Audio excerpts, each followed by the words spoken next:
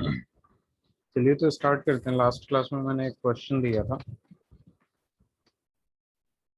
कि एजी C N का whole twice ऐसे दे रखा था। ठीक है, इसमें एक एक्सेप्शन होता है जो आपने याद दिलाया था। एजी का एटॉमिक नंबर होता है 47। ठीक है, और इसका जब हम कॉन्फ़िगरेशन करेंगे तो यहाँ आ जाएगा आपका क्रिप्टन आता है ना। आर्गन के बाद कौन सा आता है? Yes sir, krypton. क्रिप्टन आता है, और फिर यहाँ पे जाना चाहिए, ऐसा होना चाहिए 4s2 5s2। ठीक है, 38 और यहाँ पे 4d9 ऐसा होना चाहिए, लेकिन ये एक्सेप्शन होता है। ऐसा ना हो कि ये कैसा होता है, क्रिप्टन 5s1। ठीक है, 4d10 5s1 4d10 होता है।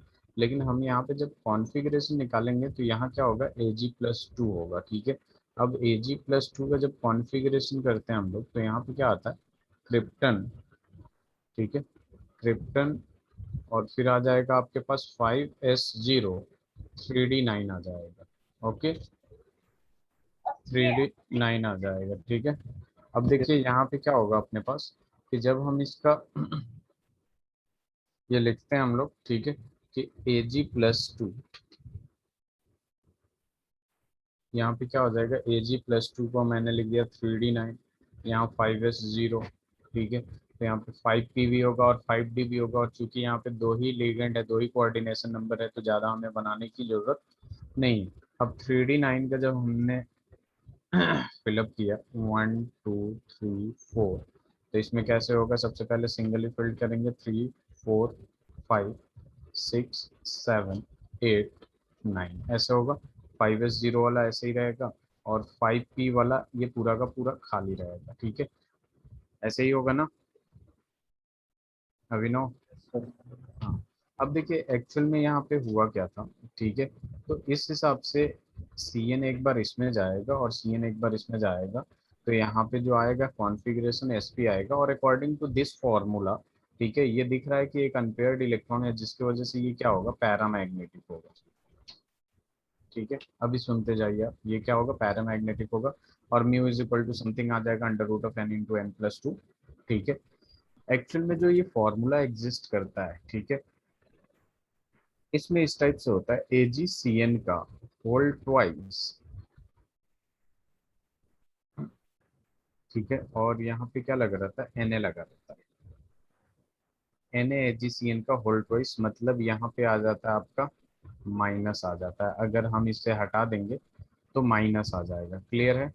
तो जिसकी वजह से यहाँ पे जब हम कॉन्फ़िगरेशन करते हैं ना, तो यहाँ पे Ag+ आता है, और Ag+ का आपको पता है क्रिप्टन 5s0 और 3d10 ही रहता है। ठीक है, तो इस केस में ना, इस केस में ये डायमैग्नेटिक होता है। यस क्लियर है? सर। ठीक है, इस केस में ये डायमैग्नेटिक होता है। लेकिन अगर आपको क्वेश्चन इस पे पूछ देता है तो इसमें एक तो अनपेयर्ड ही रहेगा ना। यस। ठीक है, तो इस बात को ध्यान में रखिएगा। हो गया? यस। अब देखिए यहाँ पे एक छोटा सा टर्म आता है जिसको हम लोग कहते हैं इफेक्टिव एटॉमिक नंबर। क्या कहते हैं? इतने बताओ। इफेक्टिव एटॉमिक नंबर, आपने ये किया है? इफेक्टिव एटॉमिक नंबर को EAND कहते हैं हम लोग। ठीक है, और एक्चुअल में होता क्या है, एक तरह से ये नंबर ऑफ इलेक्ट्रॉन शो करता है। क्या शो करता है? Number of electron. देखिए कैसे, NiCl का होल 4 ⁻²। ठीक है, Ni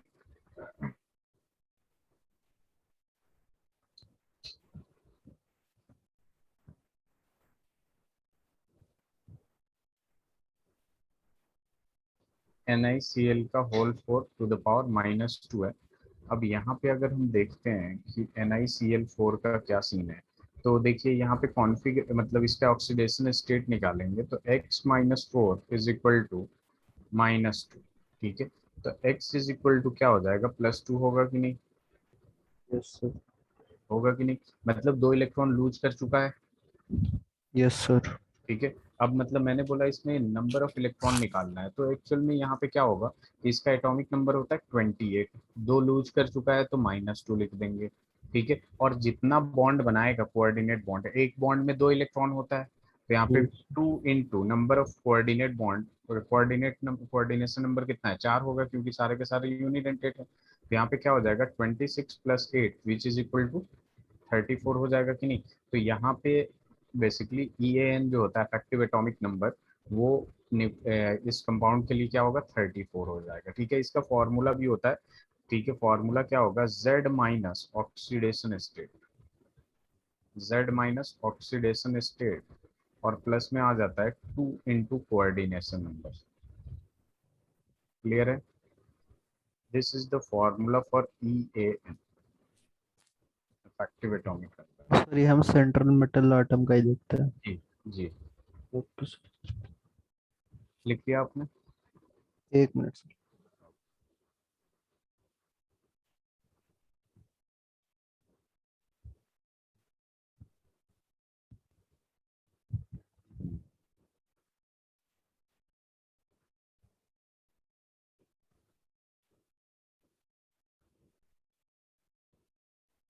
डन। Done. अब कुछ एग्जांपल्स है जिसको प्रैक्टिस कर लेते हैं हम लोग अभी के अभी। ठीक है, तो यहाँ पे क्या हो जाएगा, NiEN का होल ट्वाइस +2। ठीक है, NiNH3 का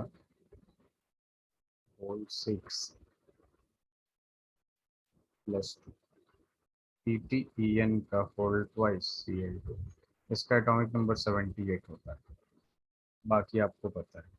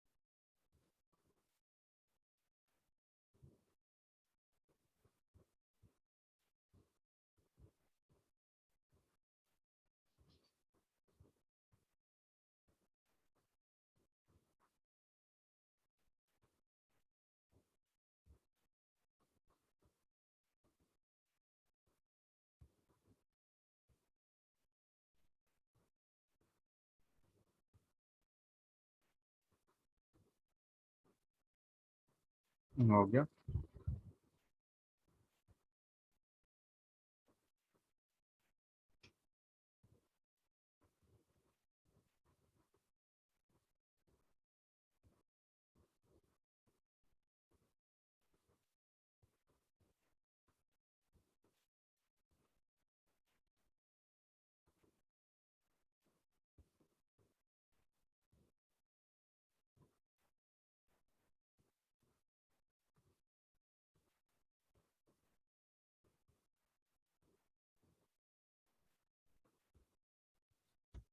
सर फर्स्ट यस, वाले का 34 है। फर्स्ट वाले का 34 है। ओके, आपने क्या किया, यहाँ पे निकल का है +2 आ रहा है, तो इसका एटॉमिक नंबर कितना है 28 - 2 प्लस कोऑर्डिनेशन नंबर कितना होगा इसका, तो 26 + 8 is equal to 34। Very good. Sir इसका 36 आ रहा है। निकल 28 - 2 आ जाएगा। ठीक है, +2 × कोऑर्डिनेशन नंबर 6 है, तो कितना हो जाएगा 26 + 12, 38 आ रहा है। अभिनव, 38 आएगा ना। हाँ सर, यस सर। इसका इसका 86। 86 या 88, चलिए 78 minus 2 plus 2 into coordination number, coordination number कितना है इसका 6, 6। तो ये 76 plus 12 which is equal to 88।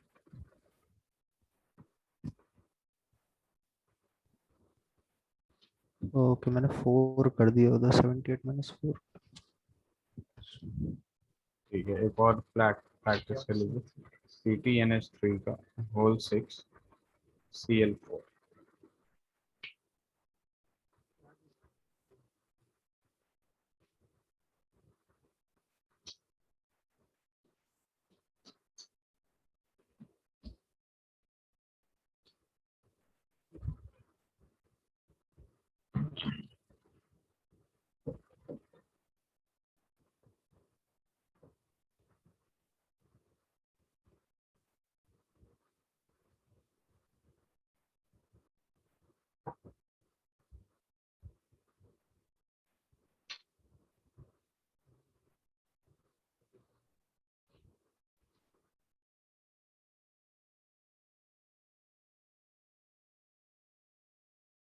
नहीं,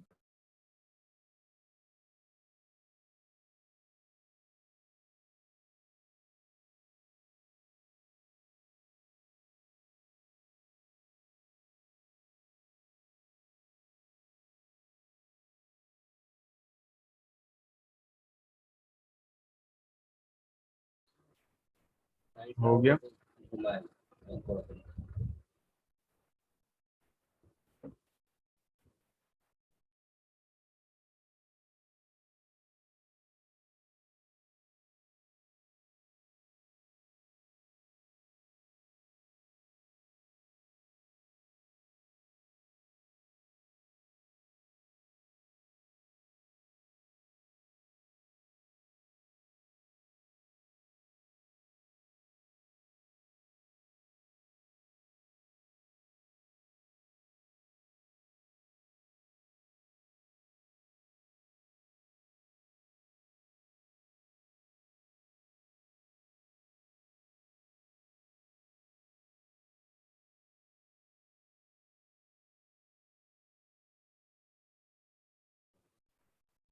हो गया अभिनव।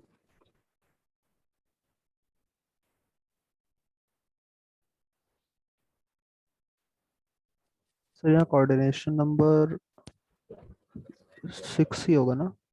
हाँ, या तो कोऑर्डिनेशन नंबर 6 ही होगा का क्या मतलब है अभिनव, ये यूनिडेंटेड है, PtNH3 का होल 6 है, यस सर। तो 6 ही होगा कोऑर्डिनेशन नंबर 6।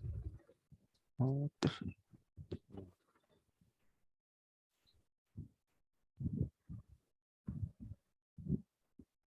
यस सर, 88 आ रहा है। जरा देख ले, 78 माइनस 4 प्लस 2 इंटू 6 हो जाएगा 74 प्लस 12, ये तो 86 आ गया। कहाँ मिस्टेक हुआ? सर कुछ कैलकुलेशन नहीं हो रहा है, मैं 78 - 4 को 76 लिखा। अच्छा, क्लियर है। Yes sir. तो देखिए यहाँ पे सबसे पहले हम ये चलते हैं, ठीक है, कि VBT का वो क्या था, ड्रॉबैक क्या था, तो इस पॉइंट्स को लिखते हैं हम लोग। Limitations of VBT, limitations of VBT, valence bond theory. अब देखिए लिमिटेशंस ऑफ VBT की जब बात करते हैं हम लोग, तो हमारे पास सबसे पहले आता है कि ये कलर ऑफ कंपाउंड के बारे में, कॉम्प्लेक्स कंपाउंड के कलर के बारे में कुछ नहीं बताया था, तो हम लिख देते हैं it does not explain about colour of coordination, about colour of coordination compound. ठीक है, ये कलर के बारे में कुछ नहीं बता रहा था, तो सबसे पहला तो एक यही ड्रॉबैक हो गया। ठीक है, दूसरा ड्रॉबैक अगर हम लोग देखते हैं तो अपने पास आ जाता है इन्होंने वीक फील्ड लिगेंड और स्ट्रॉन्ग फील्ड लिगेंड में डिफरेंशिएट नहीं किया था, तो यहाँ पे आ जाएगा it does not differentiate,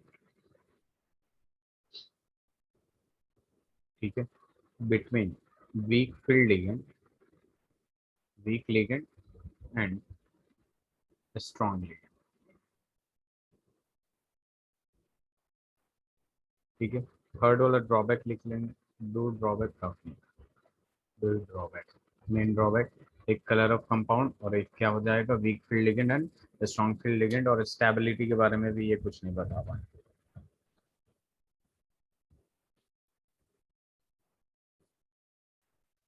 done sir. देखिए अब आता है अपने पास C F T. C F T को हम लोग क्या कहते हैं, crystal field theory, crystal field theory. देखिए यहाँ पे सी एफ टी में क्रिस्टल फील्ड थ्योरी जो है ये प्योरली इलेक्ट्रोस्टैटिक मॉडल था, मतलब चार्ज वगैरह के बारे में बात कर रहा था, क्योंकि पॉजिटिव नेगेटिव बेसिकली क्या करते हैं, अट्रैक्ट करते हैं। तो ये सबसे पहला पॉइंट लिख लेंगे, C F T is an electrostatic model, electrostatic model which describes the electronic, बहुत आसान है, structure of, which describe electronic structure of metal ion in ionic crystal, in ionic crystal. इन्होंने प्योरली इलेक्ट्रोस्टैटिक मॉडल बोला इसको, coordination compound को, ठीक है, जो कि डिस्क्राइब करता है आयनिक electronic structure of metal ion. दूसरा पॉइंट हो सकता है आपका, क्या है, इनके पॉस्टुलेट ही लिख रहा हूं मैं, it provides N approximate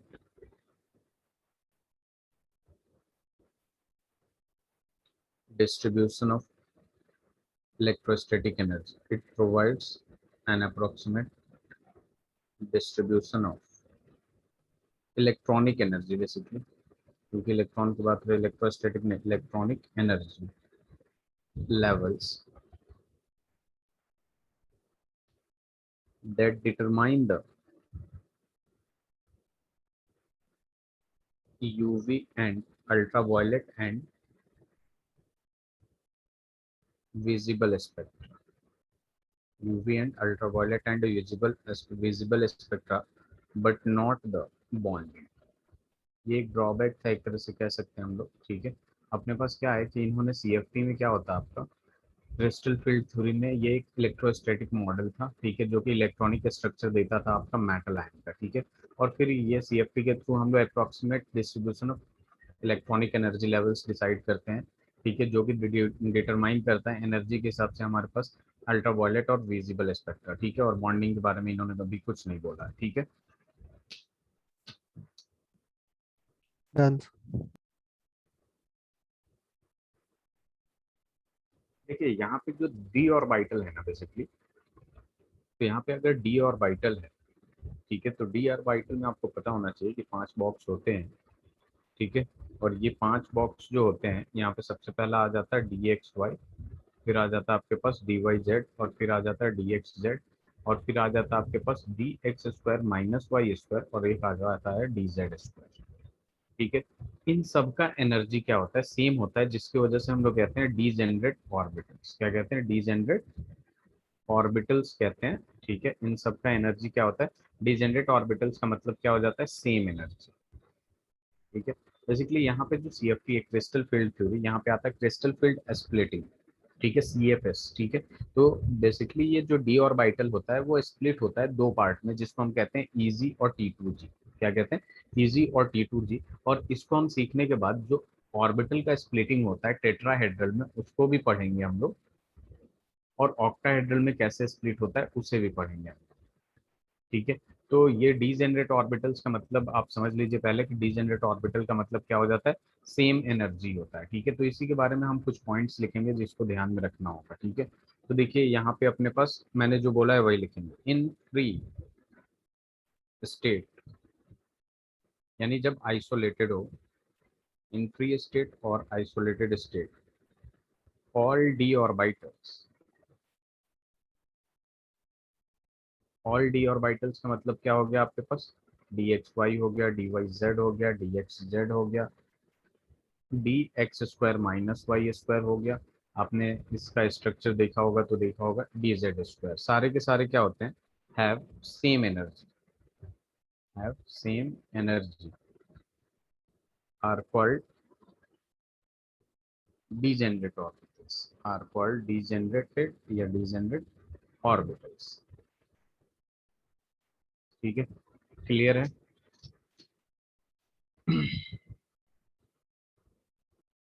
Abhinav, yes sir. अब देखिए ये जो होते हैं अपने पास, ठीक है, ये दो सेट रखते हैं, it consist of two sets. ठीक है, दो सेट्स रखते हैं, एक अपने पास आता है, हम अभी बेसिकली किसकी बात कर रहे हैं, ऑक्टाहेड्रल की बात कर रहे हैं, ऑक्टाहेड्रल की बात कर रहे हैं। तो ये दो सेट्स रखता है, एक होता है T2G और दूसरा होता है EG। तो हम सबसे पहले EG ऑर्बिटल्स की बात कर रहे हैं। ठीक है, ये जो EG ऑर्बिटल्स होते हैं ये डबली होते हैं, मतलब डबल होते हैं, दो होते हैं। बेसिकली दो पार्ट में डिवाइड होता है, एक तरफ तीन होते हैं और एक तरफ दो होता है। ठीक है, तो ईजी में दो जाता है। ठीक है, डबली, और ऐसे लिख सकते हैं डबली इवनली, डबली डीजेनरेट ऑर्बिटल्स हम इससे करेंगे, डबली डीजेनरेट ऑर्बिटल्स, ऑर्बिटल्स ये अभी क्लियर हो जाएगा आपको बहुत ही अच्छे से। ठीक है, बेसिकली रुकिए मैं पहले समझा देता हूँ। यहाँ पे क्या होगा कि ये जाएगा यहाँ पे, ठीक है, और यहाँ पे जाके ये स्प्लिट होगा दो पार्ट में, एक इधर एक इधर।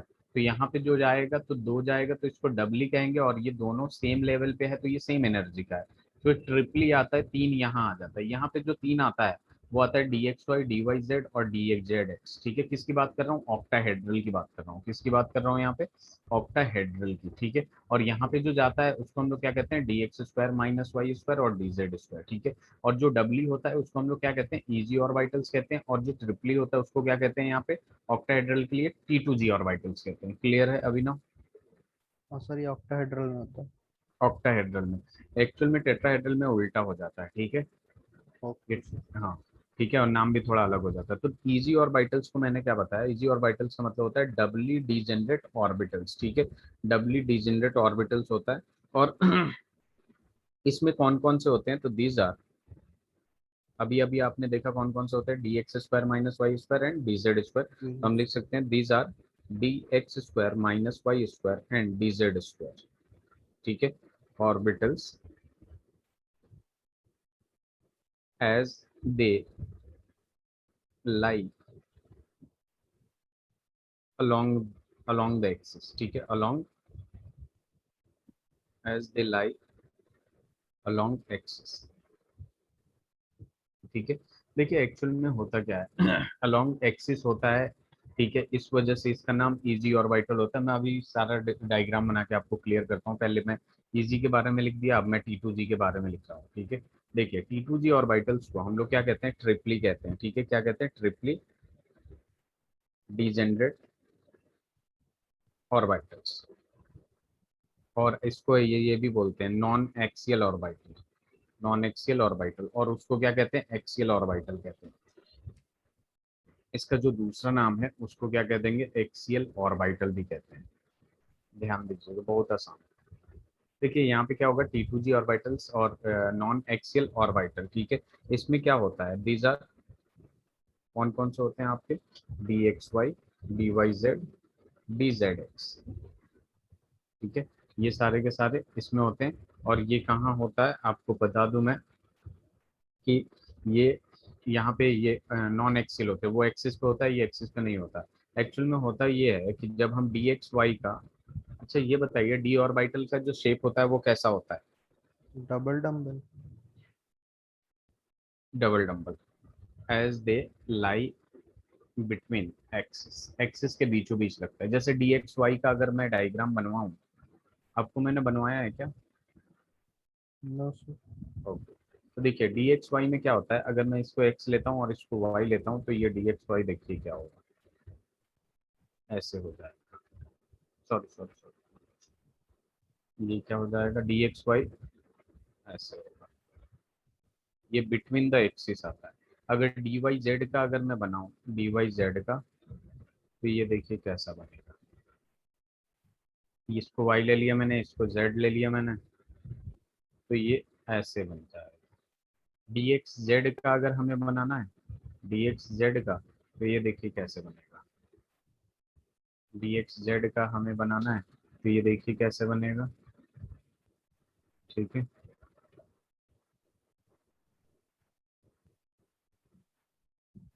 इससे एक्स ले लिया मैंने और इससे जेड ले लिया मैंने, ये हो गया डी एक्स जेड का। ठीक है, अब देखिए अपने पास क्या आता है, अपने पास आता है D x square minus Y square, और एक आता है अपने पास डी जेड स्क्वायर। ठीक है, तो D x square minus Y square और डी जेड स्क्वायर देखिए कैसे बनता है। इसको एक्स ले लिया मैंने, इसको वाई ले लिया, तो यहाँ d x square minus Y square जो है इस टाइप से बनता है। ठीक है, और ये जैसे कि लिखा अलोंग द एक्सिस बनता है, और डी जेड स्क्वायर जो है आपका वो ऐसे बनता है, ध्यान दीजिएगा जरा।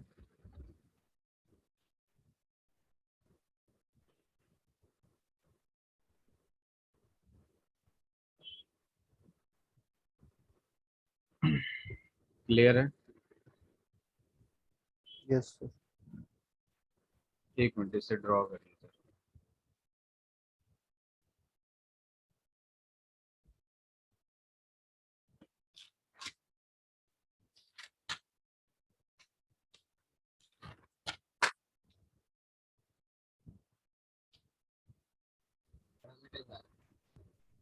ये ड्रॉ कर लिया आपने? यस। सारे ड्रॉ हो गए?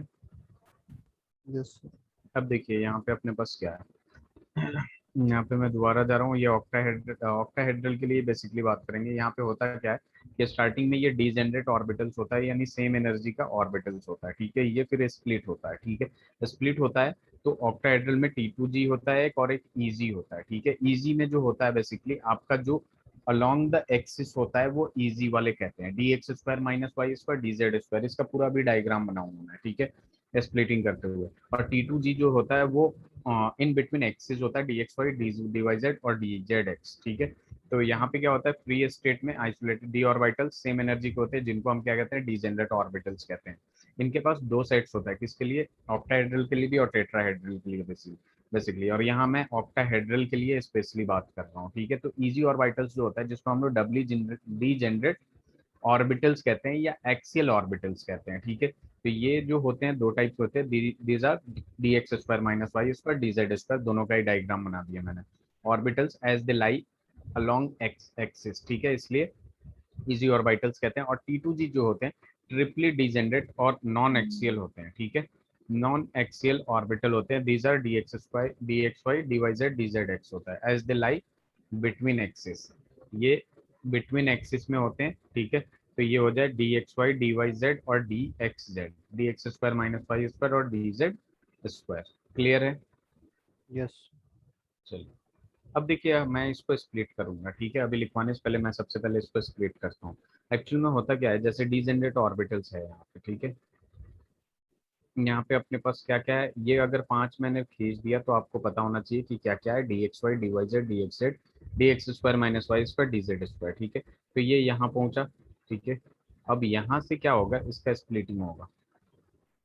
ठीक है, यहाँ से इसका स्प्लिटिंग होगा। ठीक है, यहाँ पे हम ये हो जाएगा स्प्लिट, ऐसे हो जाएगा स्प्लिट। जस्ट सपोज इसको हमने रेफरेंस पॉइंट मान लिया। ठीक है, ये एनर्जी का रेफरेंस पॉइंट है, तो इसके नीचे वाला लोअर एनर्जी होगा, तो ऊपर वाला क्या होगा, हायर एनर्जी लेवल का होगा।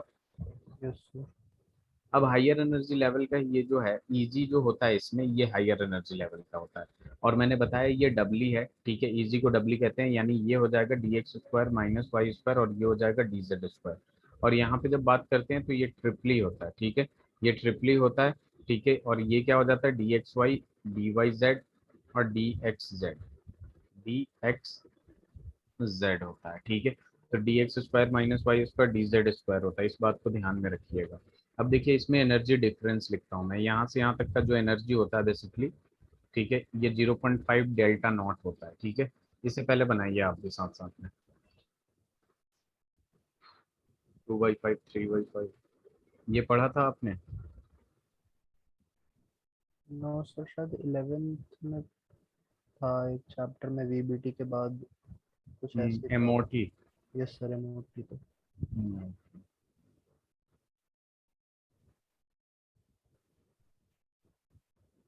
इसके एनर्जी डिफरेंस लिखिएगा तो यहाँ आ जाएगा आपका 3/5 डेल्टा नॉट। डेल्टा एनर्जी है, ओ फॉर ऑक्टाहेड्रल हो जाएगा, और इधर वाला जो एनर्जी है बेसिकली ये क्या हो जाएगा, 2/5 डेल्टा नॉट। ठीक है, ओ फॉर ऑक्टाहेड्रल। क्लियर है?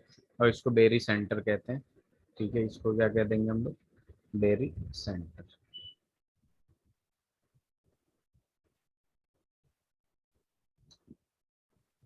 यहाँ पे आप लिख सकते हैं D orbital splitting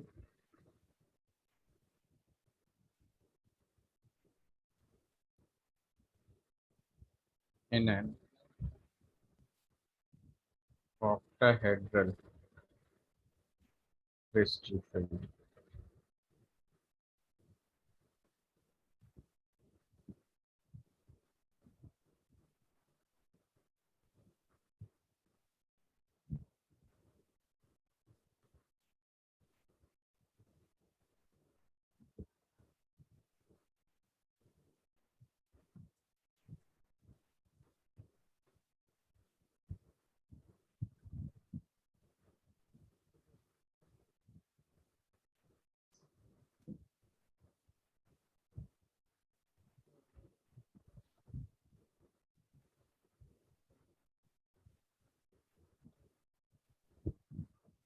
done sir.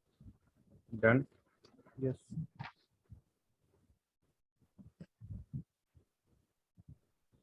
चलिए, अब हम टेट्राहेड्रल स्प्लिटिंग देखने चलते हैं। देखिए, टेट्राहेड्रल स्प्लिटिंग में क्या होता है, वैसे ही होता है। ये मैं पहले टॉपिक डाल देता हूँ कि डी ऑर्बिटल स्प्लिटिंग इन टेट्राहेड्रल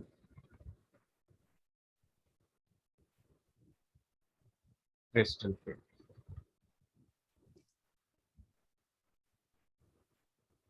अब देखिए इसमें क्या होता है, जैसे मान लीजिए आपका डी ऑर्बिटल है। ठीक है, वही पांचों के पांच होंगे। ये डी ऑर्बिटल है, सबसे पहले हम इसको उठा के यहाँ रखा हमने। ठीक है, ये यहाँ पे भी पांचों है। ठीक है, अब ये स्प्लिट होगा, स्प्लिट होता है तो यहाँ उल्टा होता है। ठीक है, यहाँ पे क्या चला जाता है, आपका ट्रिपली चला जाता है। ठीक है, 1 2 3, जिसको हम T2 बस कहते हैं। क्या कहते हैं, T2 कहते हैं। और यहाँ पे डबली आता है, जिसको हम क्या कहते हैं, ई कहते हैं। हम बस क्या कहते हैं, ई कहते हैं। ठीक है, यहाँ पे जो होगा आपका dx² - y² है, और ये dz² है, और इसको कहते हैं हम dxy dyz dxz। ठीक है, अब ये बेरी सेंटर हो गया। ठीक है, अब यहाँ पे जो एनर्जी डिफरेंस होता है वो क्या हो जाएगा आपका 2/5 delta T, T for tetrahedral, और यहाँ से यहाँ तक जो होगा वो क्या है, 3/5 डेल्टा टी। ठीक है, और यहाँ से यहाँ तक का पूरा डिस्टेंस ये जो होगा एनर्जी डेल्टा टी होगा। उसमें डेल्टा वो होगा और इसमें क्या हो जाएगा, डेल्टा टी हो जाएगा। क्लियर है? यस। अब देखिए यहाँ पे मैं कुछ बता रखा हूँ कि कौन सा स्ट्रॉन्ग फील्ड लिगेंड है, कौन सा वीक फील्ड लिगेंड है। ठीक है, यहाँ पे एक और पॉइंट लिख सकते हैं आप, splitting of d orbitals in tetrahedral crystal field। ऐसा हो रहा है, उसमें वो भी लिख सकते हैं आप, जैसे splitting of d orbitals in octahedral crystal field।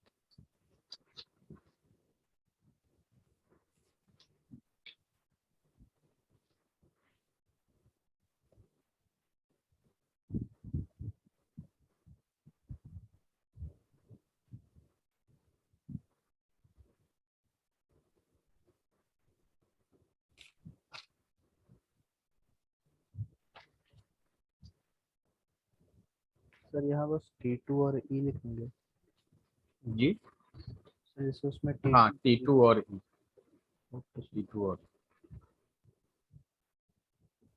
हो गया। यस। चलो स्लाइड चेंज करो। Yes sir. चलिए थोड़ा सा एक वीवीटी का सवाल है, बहुत अच्छा, कि which of the following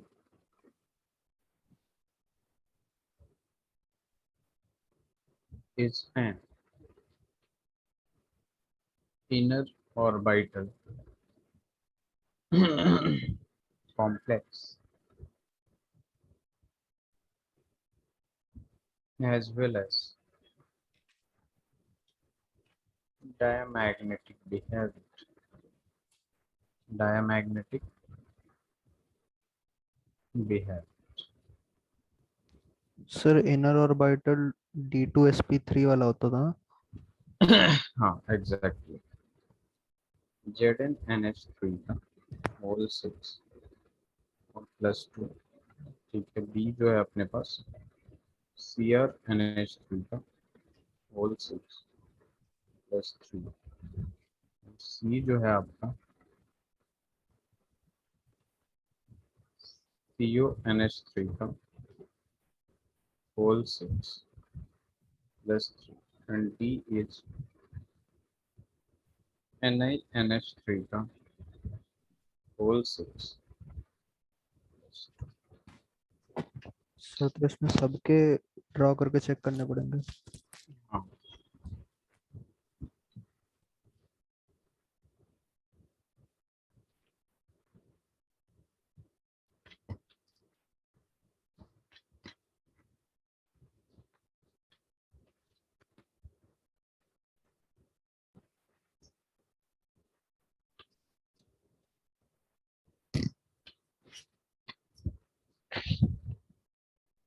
inner और वाइटल कॉम्प्लेक्स में D2sp3 आ जाता है।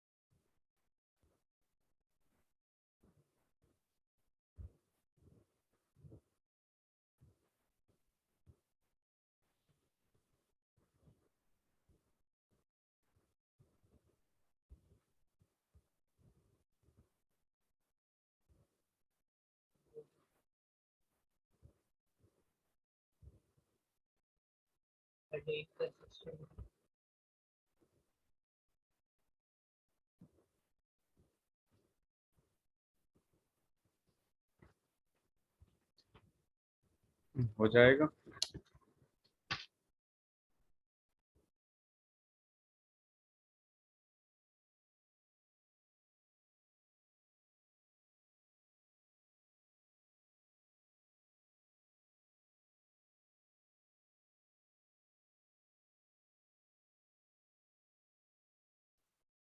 सर CONH36 वाला है क्या? हाँ exactly.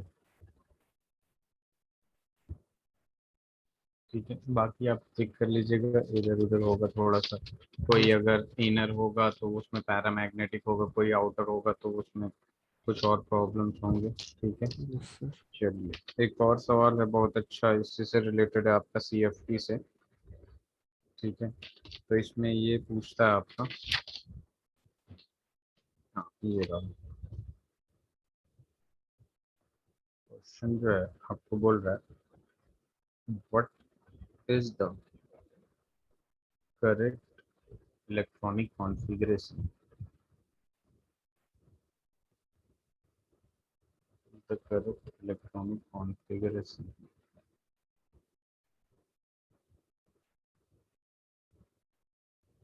of the central atom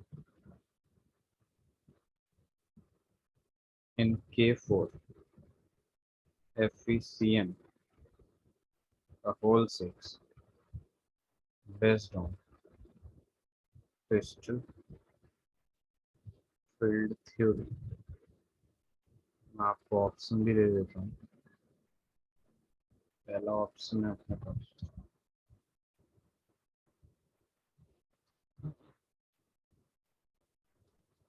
पहला ऑप्शन है अपने पास four T2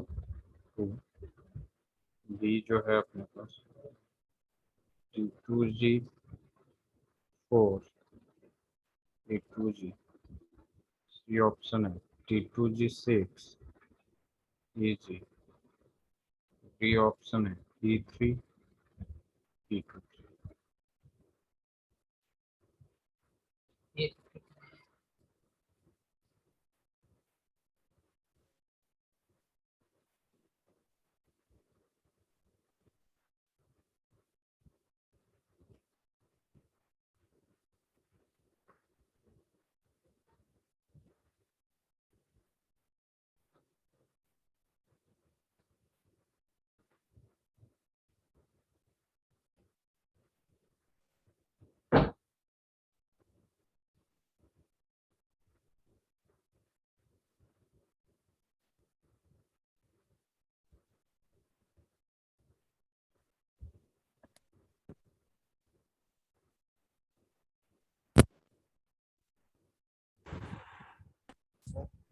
yes, CN strong field ligand.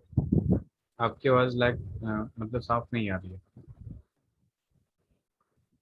Strong field ligand है CN. CN strong field ligand है.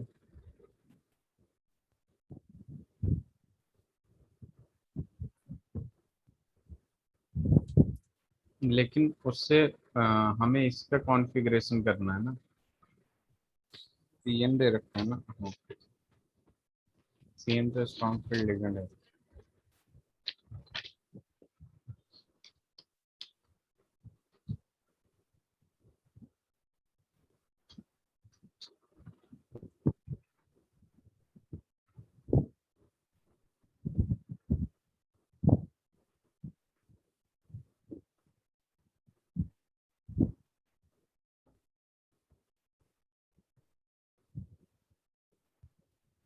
कौन सा क्लास में पढ़ा रहा है?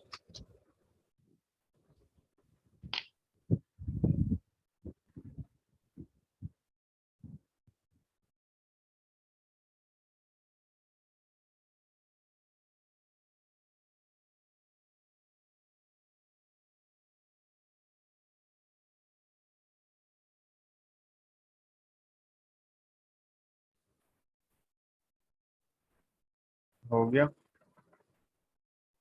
सर स्प्लिटिंग कैसे होगी? देखिए यहाँ पे होगा क्या अपने पास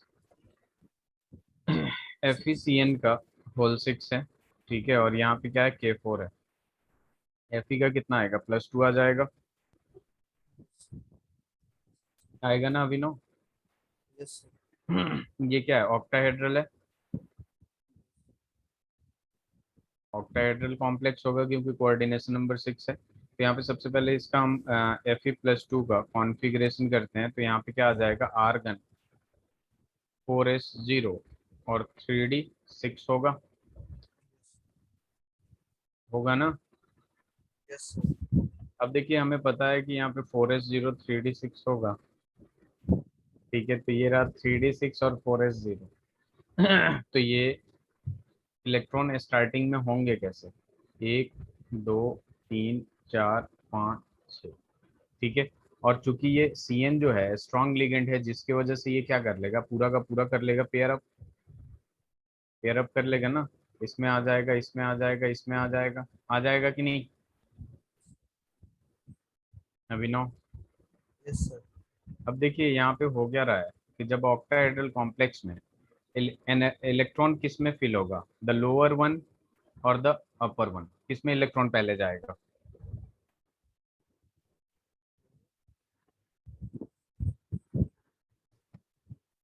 लोअर, क्योंकि ये लोअर एनर्जी का है ना, पहले इलेक्ट्रॉन किस में भेजता है, जिस जो लोअर एनर्जी लेवल का होता है, ठीक है। तो तीनों 6 इलेक्ट्रॉन है, तो इसमें जाने की जरूरत नहीं है, सारे के सारे यहीं पेयर्ड हो जाएंगे कि नहीं।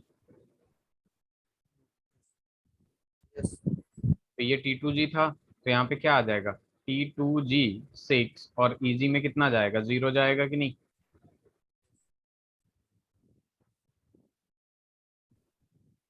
जाएगा। तो बस वही बात है। तो ये देख लीजिए यहाँ पे हो गया। तो ये लोअर एनर्जी लेवल का होता है DXY DYZ DXZ, तो T2G हो गया, ठीक है, ये 6 जाएगा, और EG में कितना जाएगा, 0 जाएगा।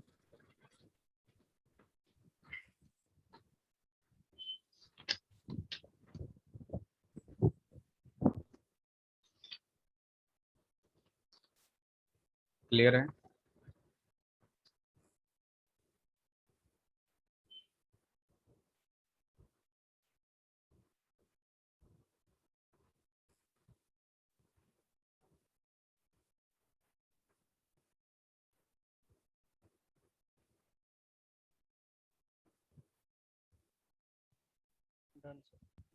डन। क्वेश्चन कभी कभी ऐसे भी पूछ देता आपको।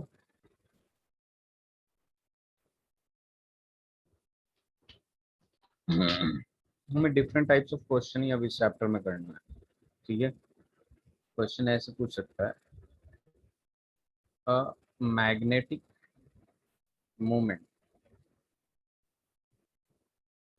at 1.73 bm Bohr magneton will be shown by one among the following। अब यहाँ ए में देखेंगे तो यहाँ क्या आ जाएगा, TiCl4। बी में देखेंगे तो ये क्या आ जाएगा, COCl6 का पावर 4 माइनस। सी में जो है वो क्या आ जाएगा, CuNH3 का होल 4+2। एंड डी में जो है वो क्या आ जाएगा आपका, NiCN का होल। तो बताइए जरा। इसमें भी सब के वो निकालने पड़ेंगे। हाँ, कभी कभी सवाल ऐसे दे देता है जिसमें हमें पता होते भी हर चीज में थोड़ा सा टाइम लगता है, तो उसके लिए कैलकुलेशन जल्दी जल्दी करने से ही होता है, fast calculation. Okay sir.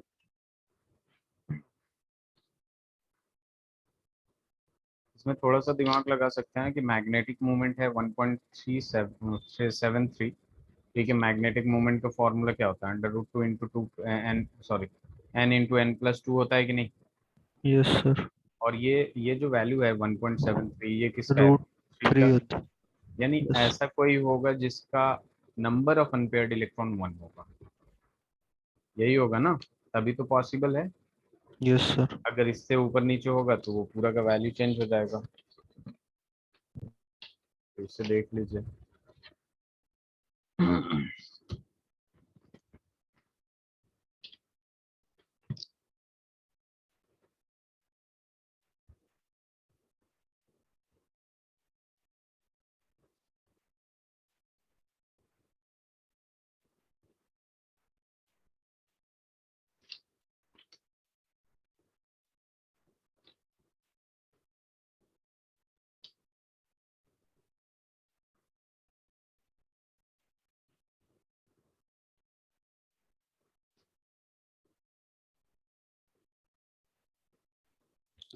Sir सी है क्या?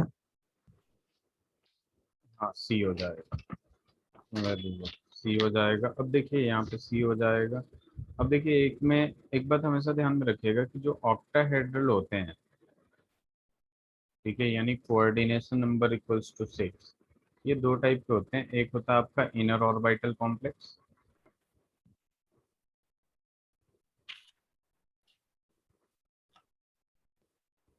इनर ऑर्बिटल कॉम्प्लेक्स, ठीक है।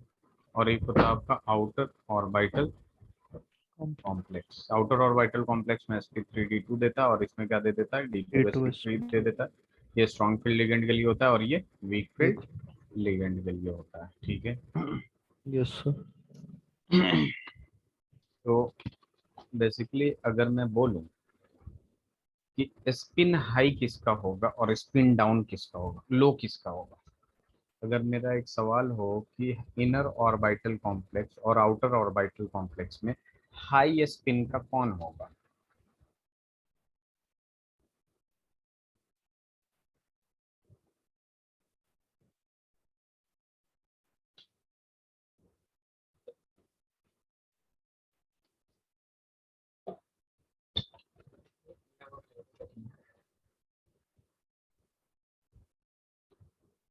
सर हाई स्पिन मतलब?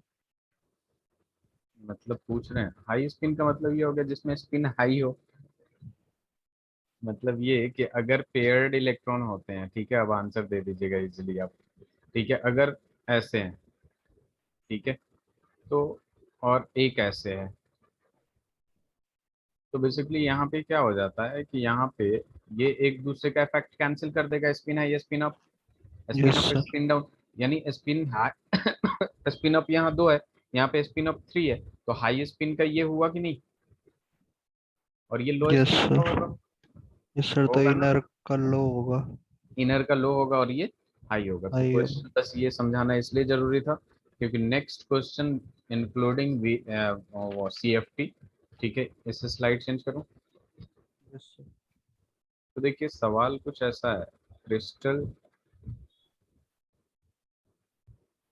फील्ड स्प्लिटिंग,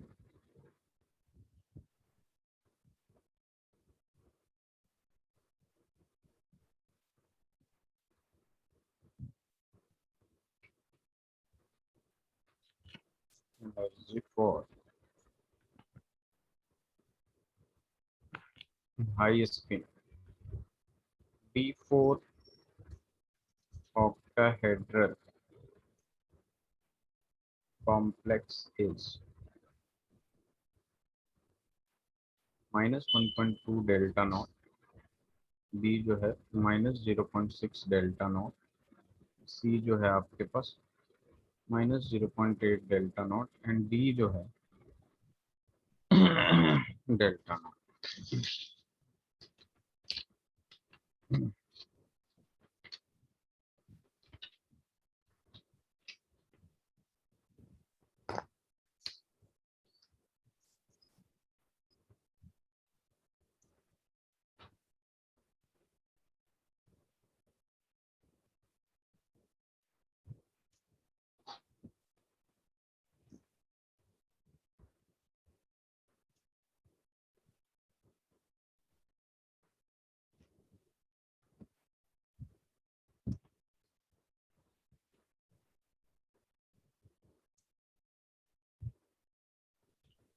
सर D4 मतलब डी में 4 इलेक्ट्रॉन है। यस, D4 का मतलब डी में 4 है।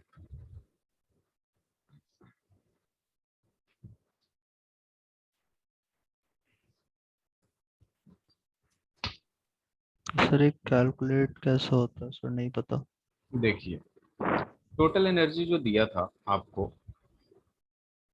मैं आपको दिखा देता हूँ,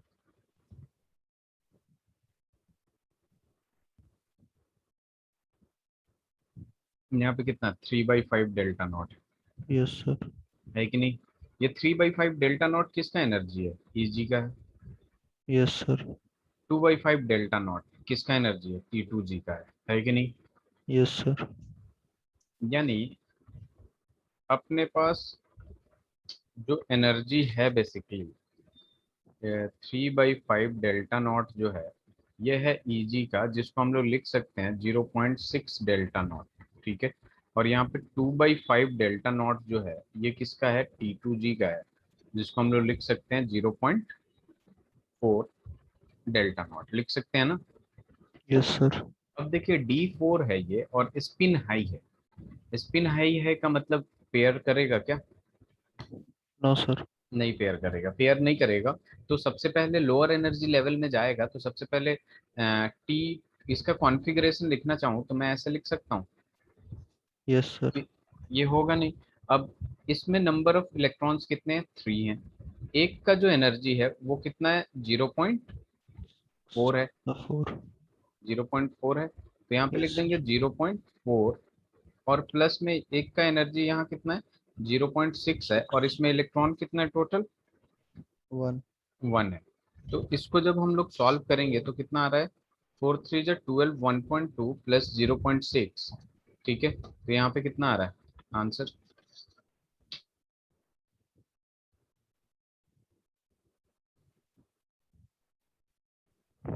12 भी आएगा ना, 4 3 जा 12। सर कुछ आंसर माइनस में दे रखे हैं तो अच्छा अच्छा, नेगेटिव में भी होते एक मिनट एक मिनट, ये वाला माइनस में पार्ट होता है, यहाँ पे ये वाला जो होता है ना T2G, ये माइनस में होता है, माइनस में होगा, ठीक है सॉरी, ये माइनस में होगा, फिर इसको सॉल्व करेंगे तो कितना बचेगा, हैं. -0.6. 0.6, तो ये हो जाएगा -0.6 डेल्टा नॉट। ये जो वैल्यू होता है नीचे वाला वो माइनस में होता है,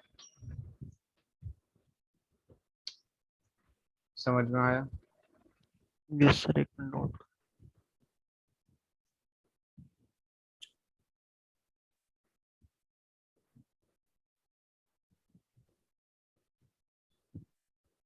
डन.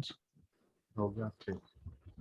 चलिए नेक्स्ट क्वेश्चन की तरफ मूव करते हैं हम लोग, ठीक है। एक और सवाल होता है इसमें, ये थोड़ा अलग टाइप का क्वेश्चन है, ठीक है।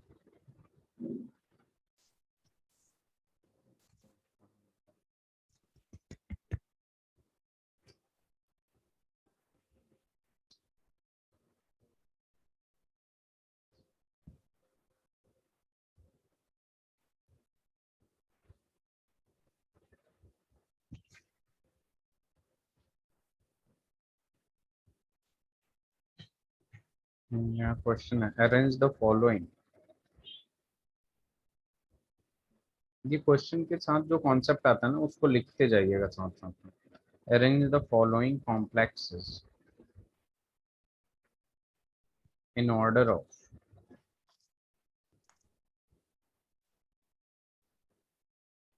Increasing crystal field splitting. कौन सबसे ज्यादा स्प्लिट करेगा, तो FeH2O का होल 6 + 3 + 2 है। बी जो आ रहा है अपने पास, FeH2O का होल 6 + 3 है। सी जो है अपने पास FeCl का 6 4-। एक मिनट,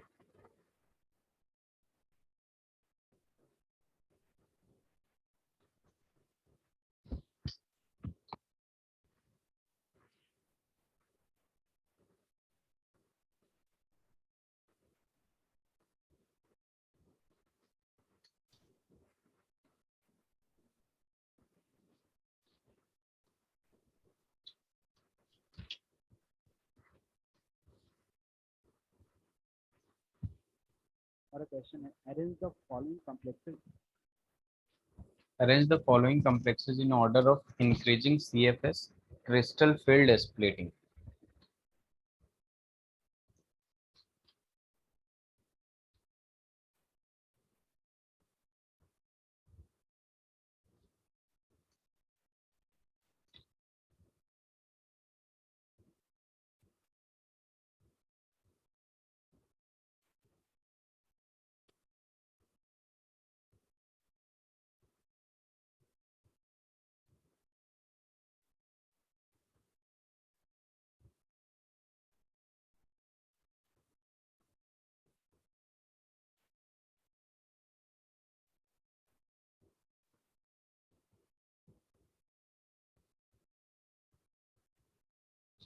हो गया। देखिए इसका करने का एक ही तरीका है, इस पॉइंट को हमेशा ध्यान में रखिएगा। मोर वैकेंट ऑर्बिटल, मोर वैकेंट, ठीक है, मोर स्प्लिटिंग, ठीक है। पहला पॉइंट ये हो गया कि जितना वैकेंट होगा उतना स्प्लिटिंग होगी, प्लस जितना ज्यादा ऑक्सीडेशन स्टेट होगा उतना ज्यादा स्प्लिटिंग होगी, ठीक है। तो अगर मैं इसके बेस पे चलूँ तो सबसे ज्यादा स्प्लिटिंग इसमें होगी क्योंकि Fe+3 है, इसमें +2 है, और इसमें भी +2 है कि नहीं। Yes sir. ठीक है, अब इन दोनों में करने के लिए हम वैकेंट ऑर्बिटल देख लेंगे। ठीक है, तो एक्चुअल में इसका जो बनता है मैं बता देता हूँ, FeH2O का होल 6, ठीक है, और प्लस में बनता है यहाँ पे एच, FeH2O का होल 6, और यहाँ आ जाएगा +2, फिर आ जाएगा अपने पास +3 है, मोर ऑक्सीडेशन स्टेट। उसके बाद फिर आ जाएगा अपने पास FeH2O का होल 6 +2, ठीक है, इसको चेक करिएगा तो इसमें ज़्यादा ऑर्बिटल होगा, vacant orbital, as compared to Cl6, क्योंकि Cl6 जो होता है बेसिकली आपका वीक फील्ड लिगेंड होता है, जिसके वजह से ये पेयर अप नहीं करता है। ठीक है, यस सर। अब देखिए यहाँ पे आता है आपका, स्लाइड चेंज करूँ। Yes sir. अब यहाँ पे एक आता है स्पेक्ट्रोकेमिकल सीरीज, जिससे हमें पता चलता है कौन वीक है कौन स्ट्रांग है। तो हम लिख रहे हैं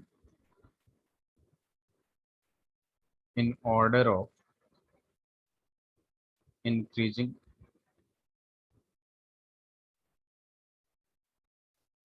field strength, in order of increasing field strength. ठीक है, मैं लिख रहा हूँ, इससे भी लिख लीजिएगा आप, एनसीईआरटी में भी गिवन है, I-Br-SCN-, ठीक है, उसके बाद आ जाएगा Cl-, उसके बाद आ जाएगा S-2, फिर F-, फिर आ जाएगा OH-, ठीक है, C2O4-2, ठीक है, उसके बाद आ जाएगा H2O, H2O के बाद आ जाएगा अपने पास NCS-, फिर आ जाएगा EDTA4-, इथाइलिन डाइअमीन, फिर आ जाएगा अपने पास अमीन NH3, फिर आ जाएगा EN, फिर आ जाएगा CN-, और उसके बाद आ जाएगा आपके पास C। तो इसको हम लोग क्या है, सीरीज, इस सीरीज को हम स्पेक्ट्रोकेमिकल सीरीज भी कहते हैं, स्पेक्ट्रोकेमिकल। सर ये लिगेंड्स की स्ट्रेंथ है। Yes,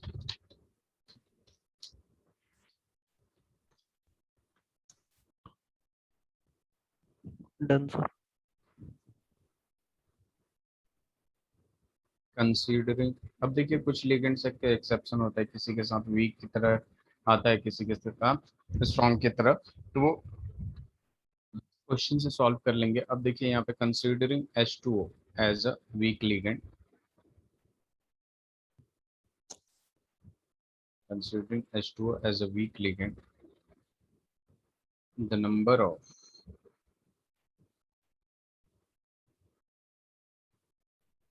unpaired electrons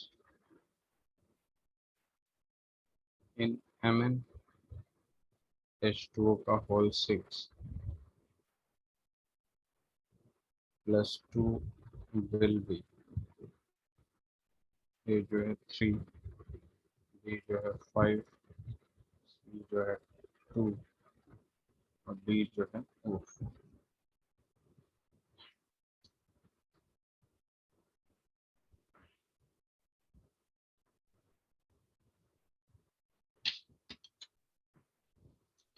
sir MN का एटॉमिक नंबर क्या है? 25। Okay sir.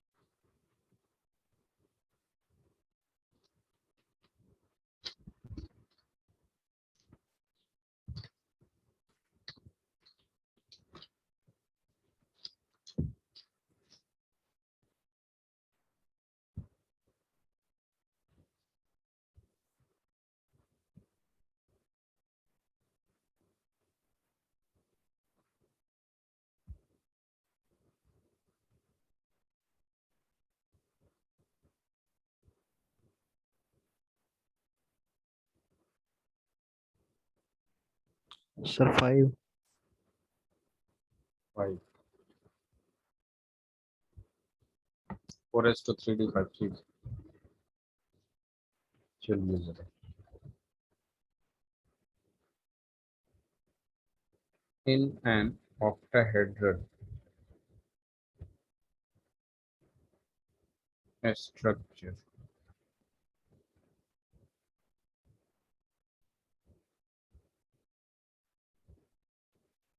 the pair of d orbitals involved in D2sp3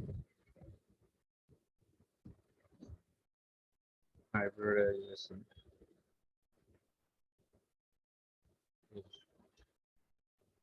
ये जो है आपके पास dx² minus y² dz², b जो है आपका dxz dx² y², c जो है dz² dxz, d जो है आपका dxy dyz।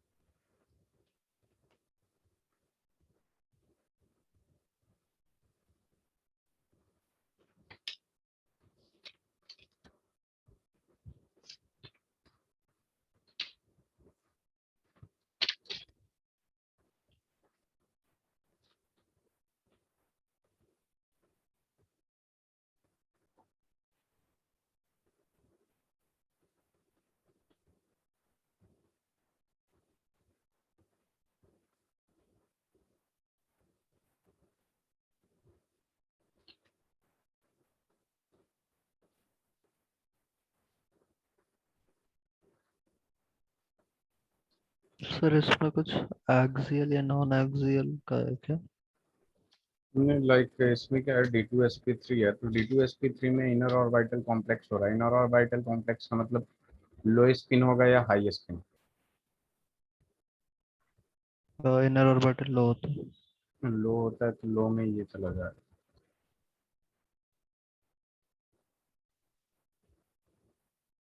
ठीक है,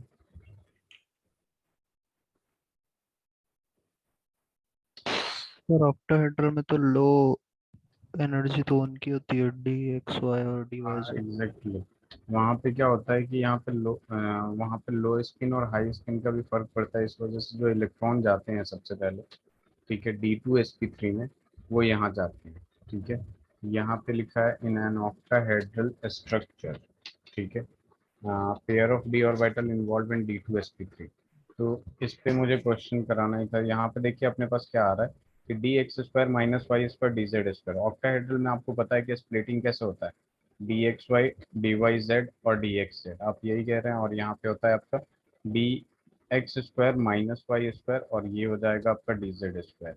तो यहाँ पे बेसिकली जो लो स्पिन होता है, लो स्पिन होने की वजह से, ठीक है, ये सबसे पहले इलेक्ट्रॉन इसमें एंटर करता है। ठीक है, तो इस बात को ध्यान में रखिएगा। सर तो मतलब जो फिलिंग कर रहे होंगे और इनर ऑर्बिटल होगा तो पहले इसमें डालेंगे इलेक्ट्रॉन। हाँ, इनर ऑर्बिटल, हाँ जब इनर ऑर्बिटल आएगा तब डालें। ठीक है, इसके एग्जांपल्स भी ले सकते हैं हम लोग। ठीक है, जैसे फॉर्मेशन जो एक्चुअल में होता है ना, मैं बताता हूँ आपको। यहाँ पे मैंने जो डी लेते हैं, ठीक है, ये और अच्छा से क्लियर हो जाएगा। जो हम लोग इसमें लेते हैं sp3d2 लेते हैं कि नहीं। इसमें यस क्या होता सर। है आपका कि यहाँ पे जो S होता है बेसिकली, ठीक है, वो कैसे होता है, दो चीजें होती हैं, 3D 4s 4p 4d, ये होता है कि नहीं। यस। जस्ट सपोज ये एग्जांपल हो गया। तो अगर आपका D2sp3 अगर आता है अभिनव, तो उसमें ये वाला इन्वॉल्व रहता है। और अगर आपका sp3d2 आता है अभिनव, तो उसमें ये वाला इन्वॉल्व रहता है कि नहीं। Yes sir. तो यहाँ पे इनर ऑर्बिटल कॉम्प्लेक्स की वजह से इसमें क्या होता है, लो स्पिन होता है। तो जब भी इस वाले डी में जाता है, ठीक है, इस वाले डी में जब जाएगा sp3d2, तो इसी में जाएगा ना। ये समझ रहे हैं कि नहीं, ये एग्जांपल दो। सर जब D2sp3 होता है तब क्या होता है? D2sp3 में जो D का यूज होता है वो 3D का यूज होता है। फॉर एग्जांपल अगर हम करते हैं यहाँ पे, जस्ट सपोज COCN का होल 6 करते हैं, और यहाँ पे हम करते हैं COF6 का होल 6, और दोनों पे -3 -3 रखा है हमने। तो इसमें क्या होता है, D2sp3 आप कह सकते हैं देखते ही, और इसमें क्या कह सकते हैं, sp3d2 कह सकते हैं कि नहीं। Yes sir. तो ये वाला जो डी होगा वो 4D का होगा ऑर्बिटल का, और ये वाला जो यस डी सर। होगा वो 3D का होगा। Yes sir. तो स्टार्टिंग के तीन तो ऑलरेडी फुल होते हैं इसमें, dxy dy z dxz। Yes sir. तो बचा कौन, dx² माइनस वाई स्क्वायर और dz² बचा कि नहीं। यस सर, तो पहले उनमें जाएगा। तो पहले इसमें जाएगा ना। हाँ मतलब ओ, अगर ये देखिए D2sp3 दे रहा है, इसका मतलब क्या है, यहाँ पे dxy dyz dxz फुल है, तो बचा क्या अपने पास, और यस पहले सर। तो इसी में फिल करेंगे ना, अगर इनर ऑर्बिटल है इसमें तो जाएंगे नहीं। तो यहाँ क्या बचा, dx² okay minus sir. Y square बचा, और यहाँ क्या बचा, dz² बचा। क्लियर है। Yes sir. तो अब आई होप ये क्लियर हो गया होगा, ठीक है। तो वो इनर ऑर्बिटल कॉम्प्लेक्स की वजह से होता है। अब देखिए अपने पास क्या है कि इस चैप्टर में जरा सा बच गया है एक मेटल कार्बोनिल, ठीक है। इसमें मैं आपसे बता देता हूँ थोड़ा सा कि इसमें क्या होता है, आपका होमोलैप्टिक होते हैं। क्या होते हैं, होमोलैप्टिक। जो एक एग्जांपल हम लोग लेते रहते हैं, NiCO का होल 4, वो होमोलैप्टिक हो जाएगा और मेटल कार्बोनिल बनेगा। तो इसके बॉन्डिंग का डिस्कशन हम लोग नेक्स्ट क्लास में करेंगे। और इस पे बहुत सारे क्वेश्चंस करिएगा क्योंकि चैप्टर बहुत आसान है। एक फिक्स्ड क्वेश्चन होता है आपका IUPSC का, IUPSC पूछ सकता है, ठीक है। बहुत कम टॉपिक है इसमें, एक आ जाएगा आपका आइसोमेरिज्म, ठीक है, टॉपिक देखते चलिए आप। एक आ जाएगा आपका VBT, ठीक है, और एक है आपका CFT, ठीक है, और जो सबसे स्टार्टिंग में दे रखा है वो वार्नर थ्योरी दे रखा है, ठीक है। तो चार टॉपिक है और चारों टॉपिक के बहुत सारे क्वेश्चंस प्रैक्टिस करिएगा आप। समझ रहे हैं आप। Yes sir. चलिए फिर नेक्स्ट क्लास में हम लोग यहीं से कंटिन्यू करेंगे, और इस चैप्टर में जितना ज़्यादा क्वेश्चन हो सकता है NCERT करके आइएगा, उसको डिस्कस करेंगे। और जो भी आपके असाइनमेंट होंगे उन सबको डिस्कस करेंगे हम लोग, ठीक है। Okay sir. चलिए ठीक है, थैंक यू।